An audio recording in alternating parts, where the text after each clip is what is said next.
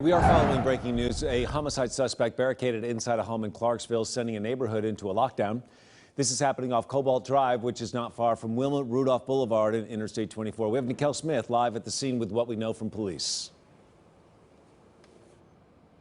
Yeah, investigators have been on the scene for several hours since this morning, Neil. I'm off of Terminal Road right now. Step outside so you can see exactly where we are. If you know where the pool and Spa Depot is at, you're kind of in the same ballpark of where we're located right now. So this situation is happening at the very end of this stretch of Terminal Road right here. It's Cobalt Drive. That's all the way down here, and it's at an apartment complex. And police have been here since about 6 o'clock this morning. Investigators arrived with the Clarksville Police Department to execute a search warrant at a home of a homicide suspect who has already been arrested and was just out on bond. So police have not released the identity of this person, but they did say while officers were calling for the subject to come out of the apartment, someone arrived at that situation as well, came out of the apartment and said that the subject in question was inside armed and had no intentions of coming out. Now that's when the situation changed from executing a search warrant to a barricaded subject. Officers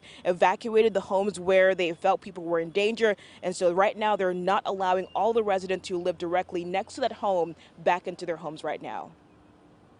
We know most of our neighbors, and everybody there seems to be good people, but when we first moved in, there was a bunch of cop cars down here as well, and something else was going on. But since then, it's been like a year since something has happened. But no, I wouldn't expect anything like this from anyone over here.